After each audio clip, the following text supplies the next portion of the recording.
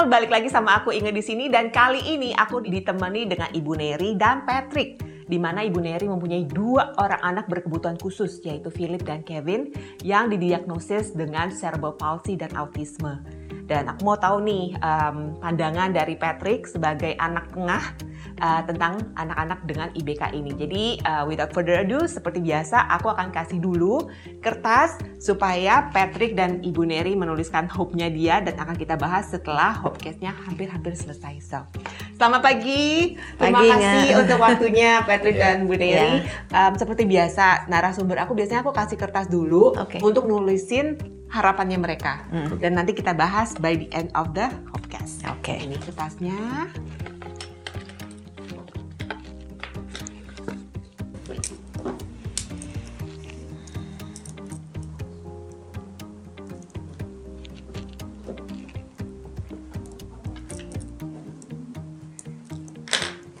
Terima kasih. Thank you. Oke, selamat datang di Hopecast. Jadi boleh diceritakan, Ibu Neri, aku panggilnya Ibu Neri, Cici Neri. Neri. Neri aja, oke. Boleh diceritakan Neri untuk anak-anaknya ini yang berkebutuhan khusus, kapan kamu tahu mereka berkebutuhan khusus dan challenge-nya tuh awal-awal seperti apa? Karena kebetulan Ibu Neri ini tuh tinggalnya dulunya di Australia. Oke, jadi boleh silakan. Ya, saya sebenarnya dibesarkan di Australia. Lalu untuk anak pertama makanya melahirkan di Australia. Nah, kebetulan sekali juga waktu melahirkan itu Philip 25 tahun yang lalu dia mempunyai kelainan. Nah, kelainan itu kelainan metabolik ya, di mana dia itu kekurangan satu enzim untuk mencerna protein. Jadinya dia itu harus dijaga, intake proteinnya itu harus dicatat, harus dibatasi setiap hari gitu. Nah, waktu awal-awal tuh dia muntah-muntah, terus akhirnya hari kelima dia koma. Harus cuci ginjal segala, jadinya pokoknya awalnya kritis sekali. Dokter sudah angkat tangan. Jadi sebenarnya dengan adanya Philip hari ini tuh 25 tahun itu merupakan satu mujizat juga bagi kita. Dan itu kan anak pertama kami gitu loh. Nah, untuk anak kedua itu Patrick lahir sama di Australia juga karena untuk menjaga kejadian dengan Philip. Ternyata Patrick normal. Anak ketiga Kevin juga harus dilahirkan di Australia juga, si Kevin. Nah, Kevin itu dilahirkan semua normal, secara susu semua udah dijaga, sebenarnya stabil. Sampai dia umur sekitar 20 bulan. Dia itu tiba-tiba dokter bilangnya sih metabolic stroke, karena stroke-nya itu dari dia kekurangan gulanya tuh rendah sekali gitu. Jadi bagian otak yang memerlukan gula itu sangat low, jadinya dia terjadi stroke waktu umur 20 bulan. Nah, dari situ Kevin itu diperlukan perhatian yang khusus ya. Jadinya kita selalu ke Australia untuk pengobatan. Karena memang ini penyakit langka sekali. Jadi waktu Philip lahir tahun 99, itu di seluruh Australia itu hanya ada 10 anak yang mengidap kelainan itu gitu. Jadinya di Jakarta pun juga di Indonesia belum ada spesialis yang bisa menangani mereka. Nah, jadinya selama ini kita kalau nggak berobatnya ke Australia, kita berobatnya ke Singapura. Gitu ya. Untuk challenge terbesar yang Neri rasakan, karena nggak hanya satu anak with special needs, tapi 2 nih. Ya. Challenge-nya kayak gimana? Pertama sih susah ya, of course. Apalagi anak pertama. Banyak dibantu keluarga besar, mama, papa, mertua saya juga berdua, mereka juga saling support saya karena support dari keluarga itu penting sekali ya untuk anak membesarkan mereka gitu. Challenge-nya sih itu satu. Nah, as they grow older, untuk nyari terapi, tempat sekolah, itu di Indonesia sangat-sangat susah. Dan saya itu tidak punya pilihan, tetapi harus bertinggal di Indonesia, karena suami tuh kerja di situ. Jadinya kalau ke Australia itu hanya berobat aja setiap 3-4 bulan, tetapi secara kita tinggal di Jakarta gitu. Ya, jadinya cuman Untuk Kevin, saya melihat di Jakarta tuh sekolah tidak ada yang memadai atau jauh. Jadinya saya putuskan satu SMP si Kevin saya sekolahkan di Perth. Nah, pas dia sekolah di situ di SMP saya benar-benar kaget karena apa yang saya selama ini alami dengan Philip itu totally different dengan Kevin gitu loh untuk anak special needs ya. Dan saya juga kaget melihat program dari pemerintah untuk anak-anak special needs itu begitu sangat diperhatikan. Dan itu memang kerjasamanya butuh bukan dari sekolah dan orang tua saja ya. Itu dokter, itu guru sekolah, itu tempat terapi. Jadinya kita tuh semua sudah dijadwalkan dan sudah terarah ya. Sistemnya memang sudah ada gitu loh. Jadinya kita tinggal terapinya ke sini. Setiap 6 bulan ketemu dokter ini. Terapinya ke sini, jadinya tuh kita nggak buta gitu loh, kita terarah. Kalau di Jakarta, kita harus cari-cari sendiri gitu loh, itu yang membuat kita capek ya. Dan resourcesnya itu sangat-sangat terbatas ya, limited sekali gitu loh. Gitu. Nah jadinya saya punya tantangan itu sih terbesar untuk Philip ya, waktu itu nyari terapis dan lain-lain. Tapi kalau untuk Kevin tantangannya ya karena saya tinggal di Australia sendiri, semua mesti mengerjakan sendiri. Tetapi dengan programnya mereka itu, kita dikasih kursi roda, kita renovasi kamar mandi, kita dikasih ramp, kita semua dibimbing deh. Jadi kita tidak ditinggal sendiri gitu loh. Jadinya saya merasa enteng dan mampu ya untuk mengerjakan semuanya itu sendiri gitu loh. Oke, jadi Neri bisa dibilang dari government Australia sendiri ini udah sangat terintegrasi banget ya, mempermudah hidup para parents lah dengan anak-anak with special needs. Tapi untuk anak-anaknya sendiri nih, dengan bantuan dari pihak pemerintahan Australia, dampaknya yang kamu lihat ke anak-anak gimana nih? Untuk perkembangan mereka secara kesejahteraan mereka, sosial mereka, fisik mereka. Karena tujuannya mereka itu sebenarnya untuk membuat anak kita mandiri kan di hari tuanya mereka kan. Nah jadinya mereka melihat talentanya mereka, misalnya di sekolah nih, mereka tuh bisa apa, mereka sukanya apa. Dan kebetulan Kevin itu tuh demen banget streaming, YouTube, Instagram, semuanya deh. And he can even make his own Instagram account, saya sampai kaget. He can make his own email dan macam-macam gitu, dan mungkin juga dibantu juga dari sekolah ya, but he can access it gitu loh. Nah jadinya and dia kan cerebral palsy, jadinya tangan yang bisa digunakan hanya tangan kiri.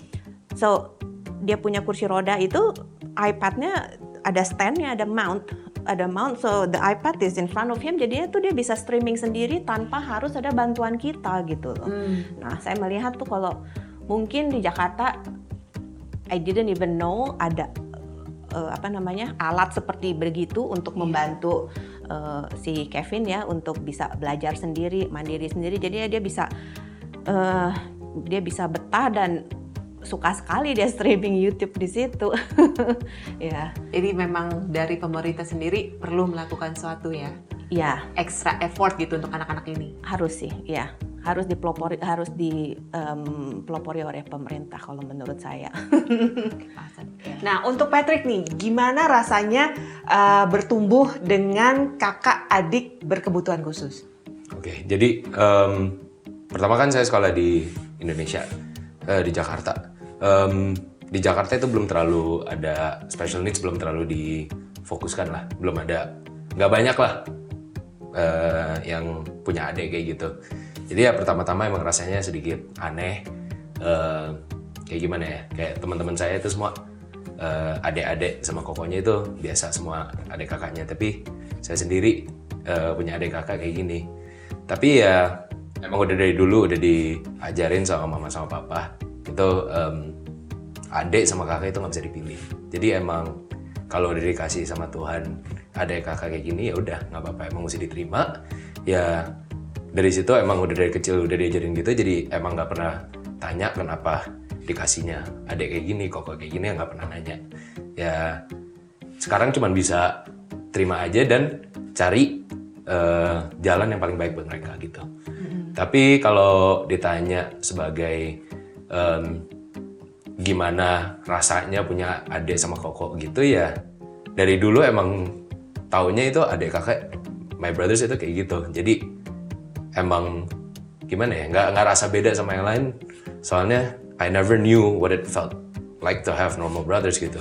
For me ya emang adik kakak kayak gitu, ya udah adik kakak kayak gitu. Kalau buat adik kakak rasanya normal buat saya gitu. Pernah nggak kayak kalau misalnya kamu lagi kumpul-kumpul sama teman-teman atau misalnya di mall gitu, and then somehow kamu notice how people react towards your brothers, how that makes you feel? Jadi ya kan emang mereka nggak normal gitu, emang jadi mereka draw attention to themselves gitu. Ya kayak saya bilang sebelumnya kan dari pertama emang mereka udah kayak gitu. Every time I go out itu juga mereka lihat, everyone looks at them gitu maksudnya. Jadi I'm used to it. Tapi ya pasti ada rasa malunya kalau lagi sama temen gitu, tau ada mereka gitu. Ya pasti ada rasa malu pertama-tama kayak adik sama kokok saya itu kayak gitu. Tapi setelah saya pindah ke Australia, di Australia itu lebih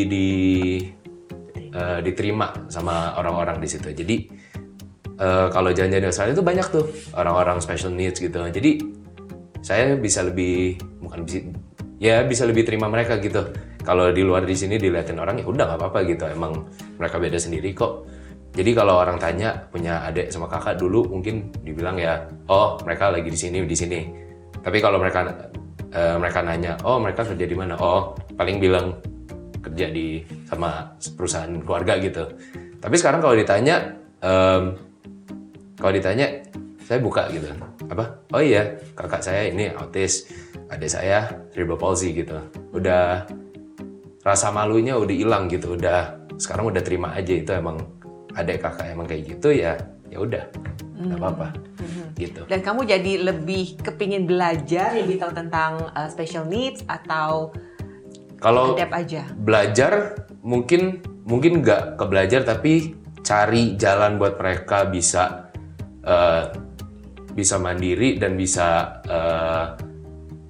mereka berkembang jadi independen gitu ya, cari jalan terus gitu. Tapi ya emang kalau belum waktu Tuhan buat kasih jalan ya udah nggak apa-apa. Tapi yang penting serahkan semua ke Tuhan, itu semua ada jalan. Amin. Dan ada nggak hal-hal tertentu yang kamu usahakan untuk mereka supaya mereka bisa adaptasi dengan society even better gitu? Kayak kalau tiap hari gitu, saya coba sama mereka gitu, saya coba main sama mereka. Jadi mereka ada bicara lah sama orang gitu kan. Mereka kalau di rumah kan paling ngomongnya sama suster sama ini. Kalau mereka kan temen juga mungkin nggak ada gitu. Jadi temennya salah satu ya saya gitu. Jadi ya emang mesti temenin mereka, ajak main, bikin happy gitu. Kalau enggak ya mereka juga nggak ada siapa-siapa, juga kasihan juga gitu. Kalau di Australia mobil kita kan sudah di-equip pakai ramp. Jadinya kursi rodanya itu bisa didorong ke dalam mobil. Nah, kadang-kadang kalau saya suruh Patrick ke supermarket gitu, dia suka ngajak si Kevin, Philip ke supermarket gitu loh. Ajak dia. Terus kalau dia basket, kalau hari Sabtu basket dengan komunitas gereja gitu ya, Philipnya diajak gitu. Dan memang mereka itu saya taruh di lingkungan di mana tuh mereka nyaman, kayak di rumah kita di Jakarta gitu ya. Mereka jalan pagi, jadinya sesama tetangga gitu udah mengenal mereka juga sudah mengenal tetangga-tetangga sekitar gitu. Kadang-kadang diajak breakfast, diajak makan bareng gitu. Nah, jadinya cuman di Jakarta itu terbatasi dengan merekanya bisa keluar gitu, karena kadang-kadang di mall ramp untuk naikin kursi roda aja nggak ada ya. Betul. Jadi kita mesti gotong-gotong kursi roda gitu loh. Gitu. Nah, toilet untuk disability juga nggak ada gitu ya. Kan mereka mau ke WC gimana gitu loh. Jadinya tuh karena fasilitasnya terbatas gitu, jadinya kita cenderung nggak bawa keluar karena susah gitu kalau misalnya mereka mau ke WC, mereka mau kemana gitu ya kan. Dan mereka cuma ikut belanja, jalan shopping gitu. Nah, kalau di mall itu ada tempat untuk mereka untuk beraktivitas, bisa lebih nyaman ya buat mereka gitu sebenarnya. Iya. Oke, ini termasuk salah satu hal yang baik dan menarik ya, karena selama ini aku sering temuin parents yang justru ngumpetin anak-anak dengan IBK. Tapi kamu enggak, kamu kasih dia kenalan sama tetangga, bahkan bawa ke mall. Ini apa yang menjadi apa ya, pemikiran kamu atau motivasi kamu untuk beda dari parents lain ini apa nih? Sebelumnya saya begitu. Sebelumnya kan saya tinggal di Jakarta ya.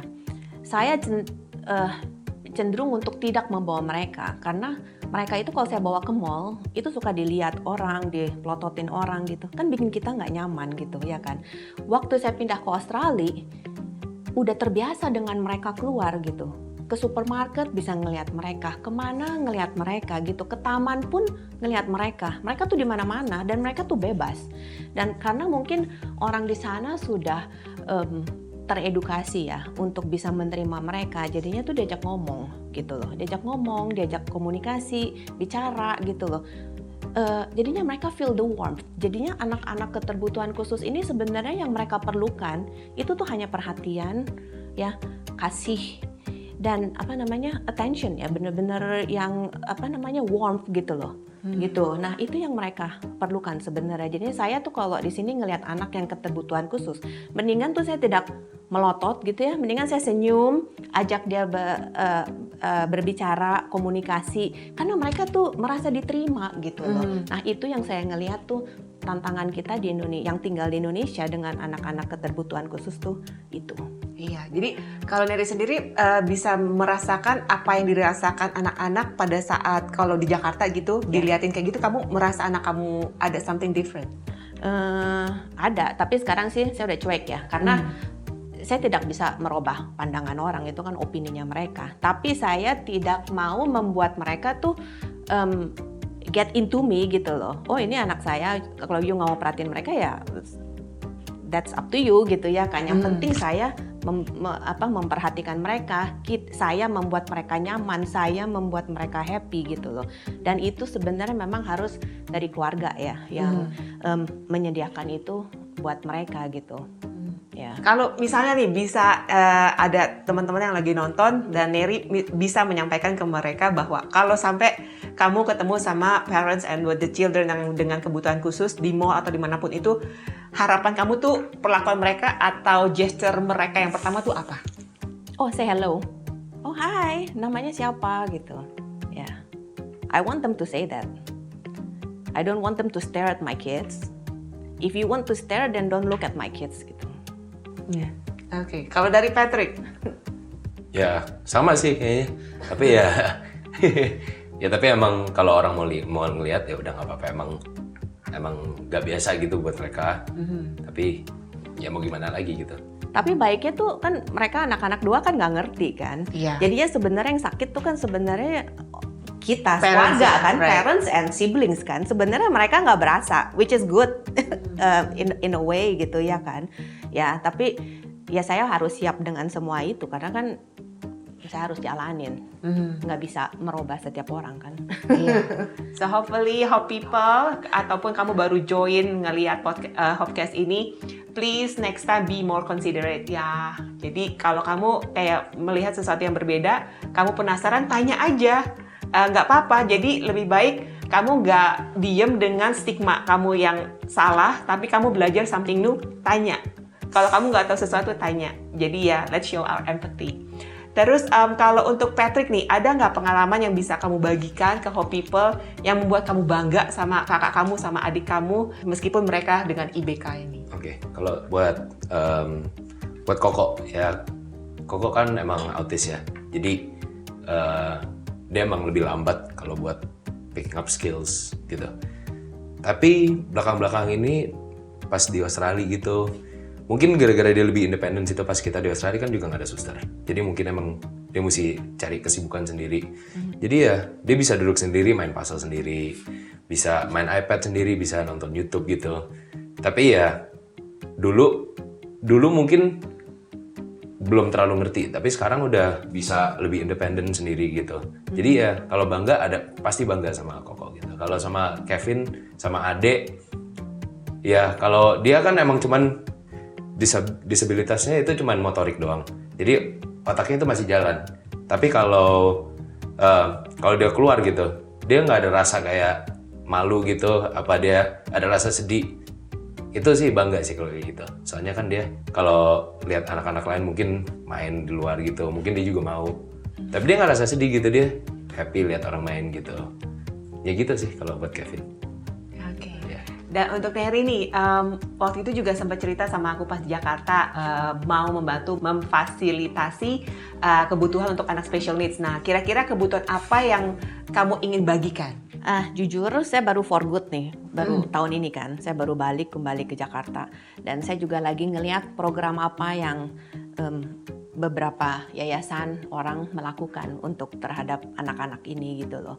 Nah sebenarnya ya kita, yang satu sebenarnya pemerintah tuh sebenarnya yang harus mulai dulu ya kalau saya lihat ya. Maksudnya menyediakan tempat rekreasi atau di mall ada tempat khusus buat mereka tuh di mana mereka bisa nyaman duduk atau belanja atau gimana gitu loh di mall gitu ya.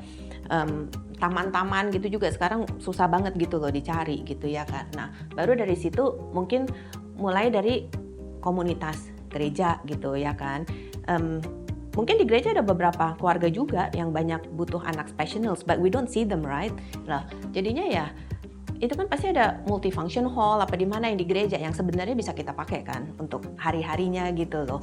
Nah, jadinya kita bisa melakukan banyak activities buat anak-anak ini gitu. Jadinya mereka itu tidak terkurung di rumah, mereka bisa keluar, mungkin mereka bisa ketemu orang-orang, punya kesempatan yang lain. We don't know kan, we don't know our opportunity until we go out gitu loh. Gitu maksud saya tuh begitu. Dan saya lagi melihat ya seperti House of Hope ini ya, I think exposure-nya juga harus mesti ditambahkan karena nggak banyak orang yang belum tahu tentang House of Hope and what you do gitu loh. Jadinya baru aware dan I think it's going to open new opportunities juga buat House of Hope gitu loh. So hopefully I'll be able to help in the future. Iya, thank you. Dan menurut Neri dan Patrick, bagaimana dengan adanya House of Hope di Jakarta ini yang menjadi jembatan untuk para IBK untuk bisa terjun ke marketplace, untuk bisa kerja punya uang sendiri? Sebenarnya konsepnya bagus sekali ya, karena yang kita temukan yang ada mungkin kebanyakan tuh untuk anak-anak yang masih sekolah ya. There's not much choices for after school gitu, after mereka graduate, dan untuk dewasa ya mungkin nggak terlalu banyak. Sebenarnya masih banyak opportunities lagi House of Hope untuk bisa dikembangkan gitu ya, untuk mereka tempat di mana mereka bisa bekerja gitu loh. So many opportunities sih. Cuman ya itu, and I think God will open doors that are closed now. Dengan kita berusaha, dengan kita berdoa, kayaknya Tuhan pasti akan membuka pintu-pintu yang sekarang tertutup. Amin. Dan terus mungkin ada message tertentu yang spesifik buat Hope People dari Neri dan Patrick? Kayak kalau misalnya next time kalian mau contribute, jangan nunggu-nunggu gitu. Dan kayak sepertinya kalau di Jakarta ini informasi untuk IBK nggak semudah di Australia ya. Yeah. Betul. Dan mungkin ada teman-teman gitu, Hope People yang kalau aku nih pengen contribute gimana gitu. Kamu mulainya dari mana? Apa kamu cari-cari informasi sendiri atau? Kayaknya kalau di luar negeri, misalnya di Singapura dan di Australia itu ya yang saya ngelihat ya, itu banyak ibu-ibu yang misalnya tidak bekerja, sebenarnya they volunteer kan, karena we rely on volunteers kan untuk mendirikan House of Hope ini kan perlu biaya kan sebenarnya kan, dan biaya human resource itu kan juga yang mahal kan sebenarnya. Jadinya kalau ada ibu yang bisa memvolunteer waktunya seminggu sekali untuk berapa jam gitu loh, dan itu mungkin dimulai dari komunitas kecil gitu, mulai dari sesama tetangga yang tahu anaknya ini, terus mungkin bisa menyita waktunya untuk seperti kayak House of Hope ini ya, kalau ada di Jakarta, kalau ini kan di Bandung kan ya, mungkin mereka bisa volunteer untuk begitu. Jadinya kan awareness pun juga bisa ditingkatkan lagi kan. Sebenarnya awareness di masyarakat itu yang sebenarnya kita harus angkat supaya mereka tuh punya hati untuk bisa memeluk ya, memeluk dan menerima anak-anak kebutuhan khusus gitu. Oke. Aku penasaran nih untuk di kalangan teman-teman kamu, Patrick. Bagaimana kamu melihatnya? Apakah mereka tuh generasi sekarang lebih bisa menerima atau tetap masih yang kayak zaman aku kemarin tuh lebih tertutup, lebih punya stigmanya, takut pokoknya you're different, stay away from me, you know, like I don't want to get into trouble, nanti kalian tantrum, aku ribet. Kalau generasi kamu sekarang gimana nih? Dari yang saya lihat sih, kalau di Australia ya, ini ngomongin di Australia dulu. Kalau di Australia itu kayaknya di-accept banget mereka. Itu kayak Kevin gitu. Kevin kan nggak, kan itu sekolah Kevin itu dibagi dua, satu disabled, satu normal, anak-anak normal gitu. Si Kevin ini, dia kan otaknya juga jalan gitu. Jadi ada beberapa kelas yang diikut kelas normal gitu, kelas normal. Nah kelas normal ini dia ada temenan sama teman-teman normal gitu.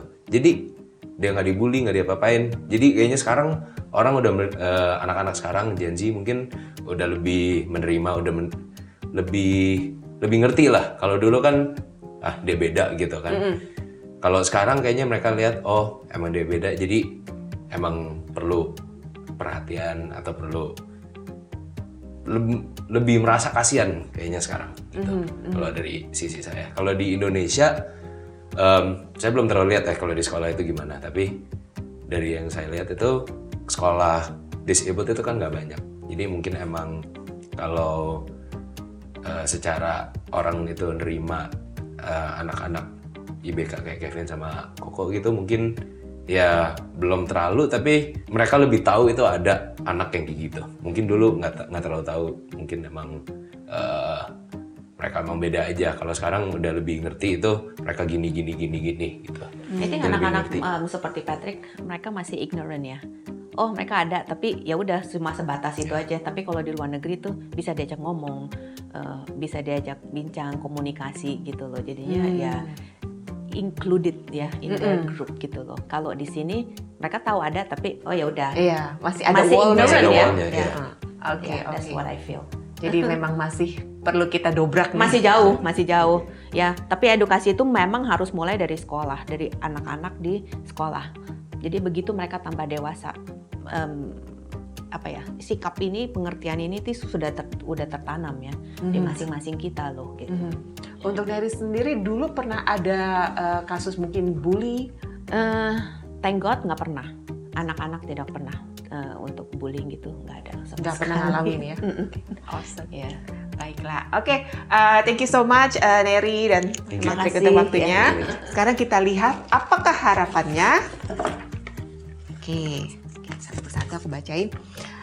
I hope awareness terhadap anak-anak special need lebih ditingkatkan lagi sehingga nyaman untuk mereka keluar untuk beraktivitas dan bekerja.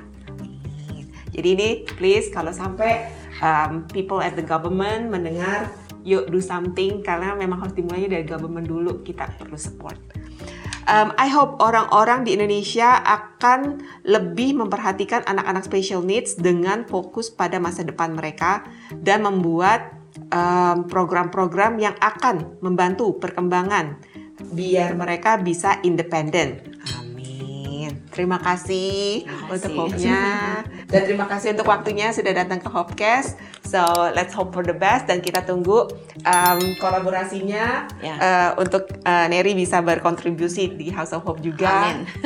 Oke, thank you people. I'll see you next time di episode berikutnya.